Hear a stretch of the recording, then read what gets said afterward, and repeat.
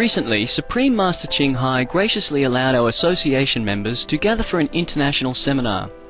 It was a joyous occasion as Master and disciples reunited to meditate and pray for peace.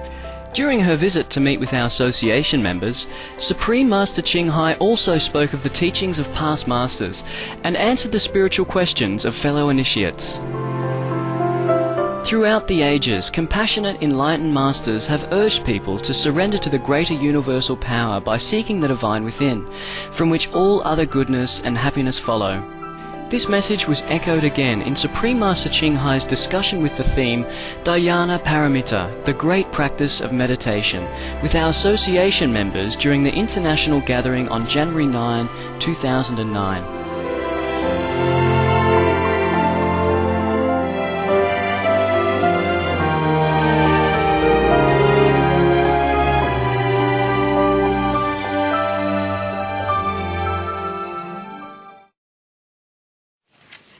You have a choice to listen to the Buddha talking about meditation or just a simple story. Anybody like Buddha and meditation, right? And anybody like to listen to story, also a moral story, right hand. It's the same, right? It's the same. So, Buddha story. Buddha. The Buddha wins. This is one of the session in the Diamond Sutra. The Buddha talks about a couple of things.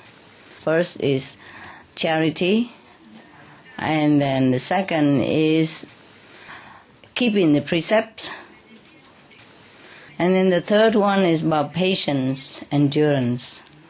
And the fourth is about meditation. And the fifth is about wisdom. Everybody comfortable, yeah? House small but cozy, huh? You sit here is fine, right? It's also good to have a fireplace even. Need some fake wood over there, you see? Make it look like Canada, no? You feel at home now, no? You do. Okay. Well, maybe one day we can make a fire, hey? I don't know how, actually. Look like maybe by gas, and then they make it glowing, look like real fire, but I don't think it's a real fire. Maybe it's not a real chimney at all. It's just for show. I like chimney, I like fireplace and all that, but nowadays, no time, you know. Did you see the news today? Flying news? There was a very beautiful news today. As a European Union Parliament, they endorse kind of meatless diet. Wow, yeah, I have to tell you.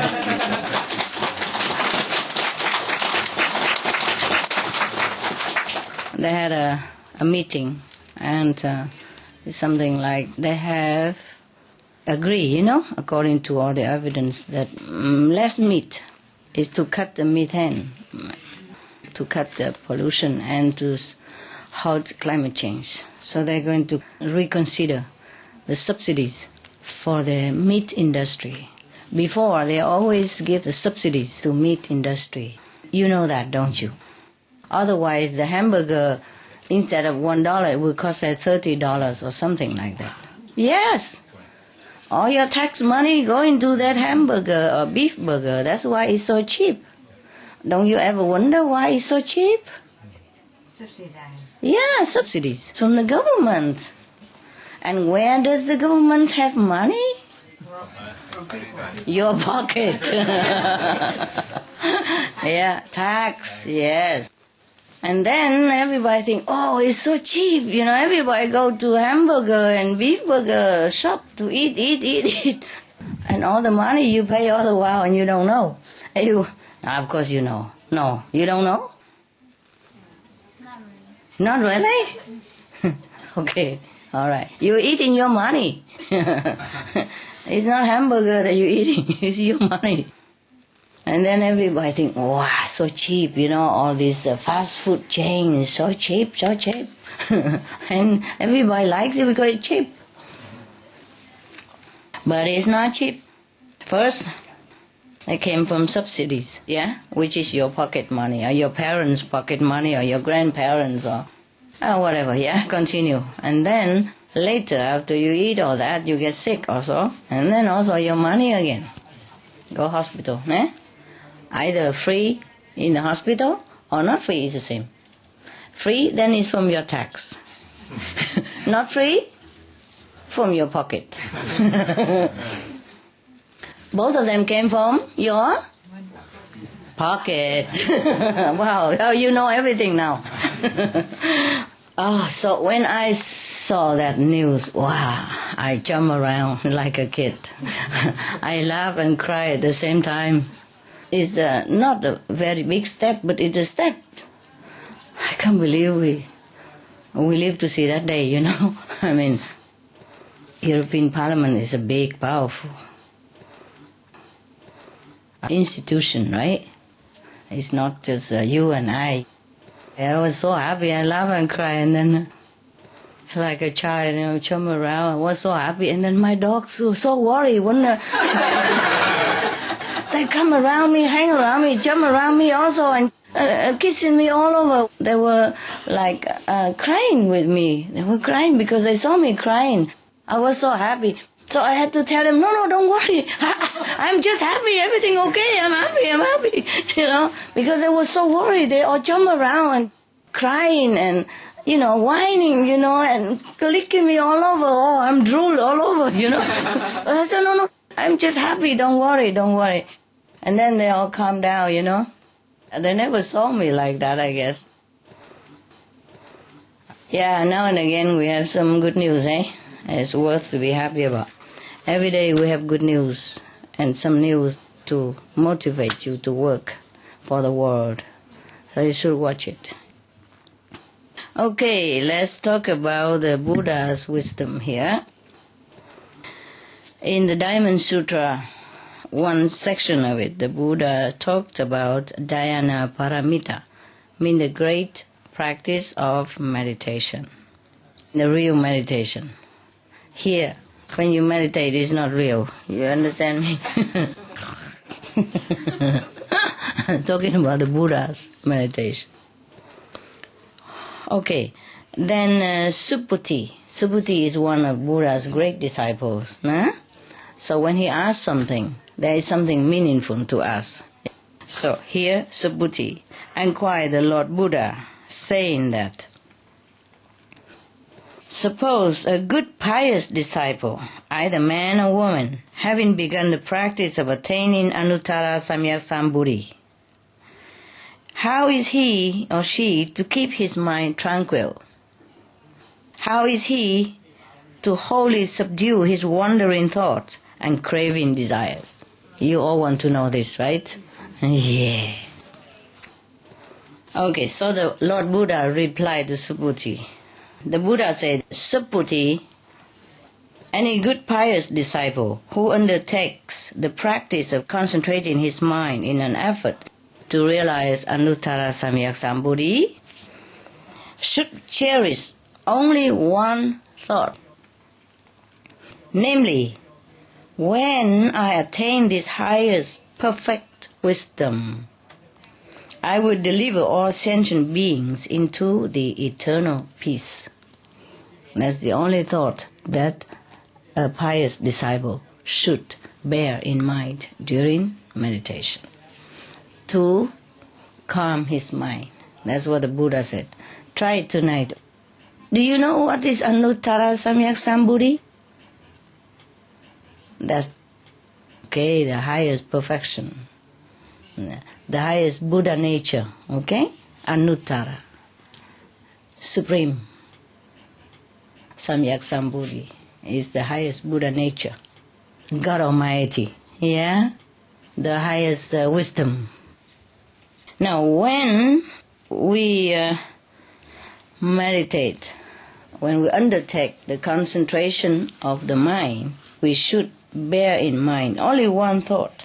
That is, when I attain this highest perfect wisdom, I will deliver all sentient beings into the eternal peace of Nirvana. eternal peace of nirvana, paradise, the highest paradise. Okay, now, can we do that? Do you have this thought in your mind when you meditate? No? What do you have? Just thinking like daily thoughts. Daily thought. Yeah. How about you? Yeah, pretty much the same. Very much. Huh? Same? Who has the same like her? Raise hand. Yes, okay. I understand. No, I don't mean like when your mind wander around, which it does. What I mean is your motive, your motivation of practice meditation is to help sentient beings, no? To help everybody else, no? At least to help yourself, to help your 9 generations, 5 generations, yeah? But better still, to help the whole human beings, the whole sentient beings, and non-sentient beings even. Nowadays, environment protection also, yeah? But in the Buddha's time, he also already mentioned that we have to protect the environment. Okay, so if we, a practitioner, can cherish this very high ideal, like, okay, I practice so that I can deliver all sentient beings, then it would be great. Then even though you have not known the whole Buddha nature, you already have a Buddha attitude. Just like a prince, he was still young. His father is still on the throne. But he must know that one day he's going to succeed his father, sit on that throne, and take care of the whole nation. He must know that already. He must have this motive in his mind. Similarly, a practitioner must have this motive, this highest ideal in the mind that one day if I become Buddha, I will liberate all sentient beings. Deliver. Deliver means liberate them, yeah? Help them to attain eternal peace in nirvana. If this purpose and vow is sincere, then all sentient beings already delivered. Wow. And yet, Subhuti, if the full truth is realized, one would know that not a single sentient being has ever been delivered. Of course, this is a Diamond Sutra. Huh? For all the Buddhists who don't really practice Zen or meditation, for them this is the ultimate kind of sutra, the highest sermons of the Buddha. And they revere the sutra very much. The book, the Bible. And some even put it on the altar with incense and candles, flowers and fruits, and bow to the sutra every day. And the Buddha say that if your purpose and vow, like to vow to deliver sentient beings, and your purpose and your vow is sincere, you're truly honest with your vow, truly want to deliver all sentient beings, then all sentient beings already been delivered just by your sincere motive and intention. My God, yes. But then, he said, if the full truth is realized, then that person, the practitioner, would know that there's no sentient being has been delivered. The Buddha asked, and why is that? Subhuti, because if the Bodhisattva Mahasattvas have kept in mind any such arbitrary conception as one's own self, other selves, living beings, or universal self, they could not be called Bodhisattva Mahasattvas. Yeah. And what does it mean, Subhuti? It means that there are no sentient beings to be delivered? And there is no selfhood that can begin the practice of seeking to attain Anuttara Samyak Sambodhi. Do you really understand what he's saying? Any of you understand? No? Okay. Suppose the Australian who guys came here to die. But he said, no, he didn't come here to die. So he came here to live then. Okay, now, suppose this mite here has attained Anuttara Samyak Sambodhi, means the highest perception of Buddhahood. Then maybe some trust him and, get some initiation from him. And then they were sitting there and seeing him with his manifestation, Buddha body and all that, and seeing the Australian mate, taking him to the Buddha's land and visiting this and that and others. At the same time, do you think this Australian Buddha would think the same way like his disciple do? Yes or no? Okay, you got a little bit. But why no? Is he dead or deaf or blind, dumb, something? Why didn't he know what his disciples know?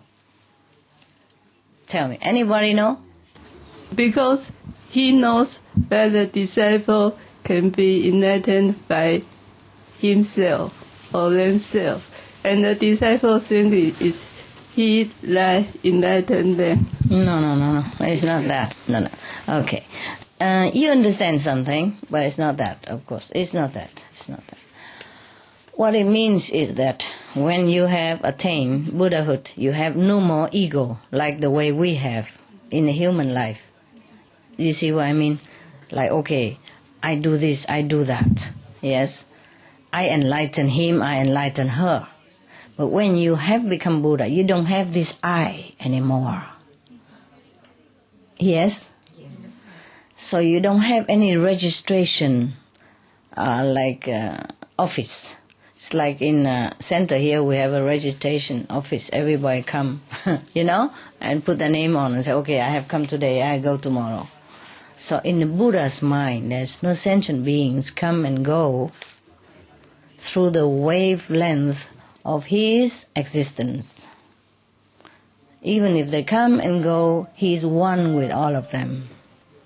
That's why he can suffer with them and they can be happy with them. But nevertheless, it doesn't have him and doesn't have them.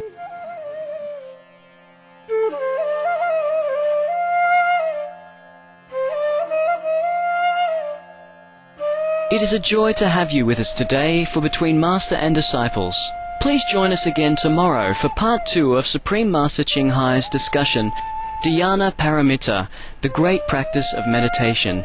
Healthy Living is up next on Supreme Master Television right after Noteworthy News. Please stay tuned. May Providence smile on you each and every day. For more details, please visit www.suprememastertv.com/BMD